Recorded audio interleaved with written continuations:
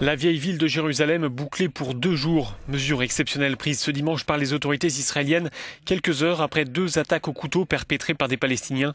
2 attaques qui ont coûté la vie à 2 Israéliens. L'actualité nous ramène à la Palestine, c'est un peu une constante de l'histoire.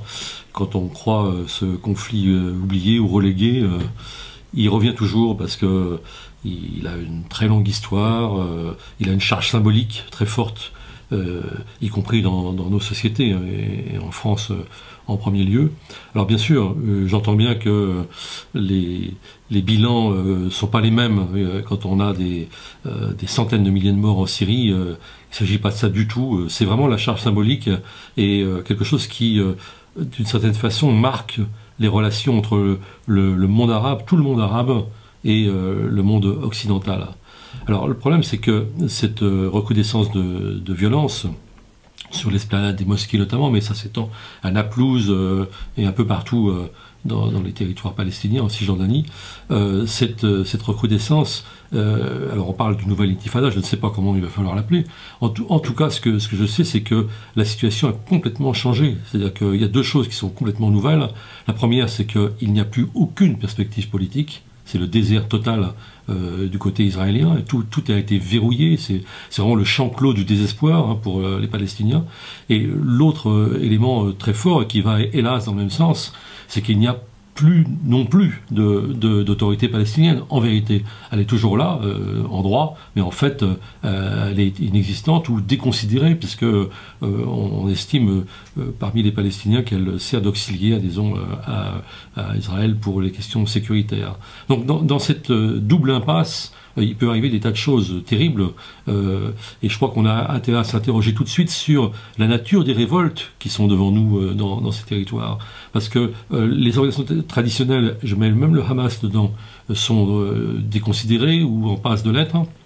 On peut avoir en effet un déplacement vers la question religieuse, et voire même une influence grandissante de groupes dans le genre Daesh. Je sais que certains groupuscules déjà s'en réclament, ils sont ultra minoritaires.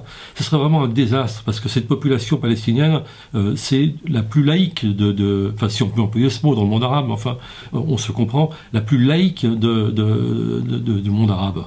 Et on va en effet par l'obstruction pratiquée par Israël, l'abandon par la communauté internationale, conduire ces populations, finalement, les jeunes surtout, à une révolte erratique et une situation de désespoir complet qui peut amener à des violences qui seront d'une autre nature, beaucoup moins organisées et qui ne manqueront pas de revenir en boomerang dans la cité israélienne. Ceux qui, à droite, en Israël, pensent que cette politique du pire peut être rentable, un jour s'en mordront les doigts. Et malheureusement, ce jour est peut-être pas si lointain. Alors il serait temps, sans doute, que des voix des grandes capitales, comme on dit, occidentales, se fassent entendre et essayent de ramener Israël à la raison. Et il y a un mot qui est complètement tabou dans le discours officiel, c'est le mot sanction. Ben, il faut peut-être grand temps de l'employer, parce que pour l'instant, on est saturé de mesures symboliques, le drapeau qui est hissé devant le siège de l'ONU, la reconnaissance partielle de l'État palestinien, on demande la reconnaissance totale. Oui, et puis après, s'il ne se passe rien sur le terrain, c'est sur le terrain maintenant que les Palestiniens vont juger de leur sort, et c'est là que va se jouer l'avenir de cette crise qui, décidément, ne se fera jamais oublier, parce qu'on n'effacera jamais ce peuple de sa propre histoire.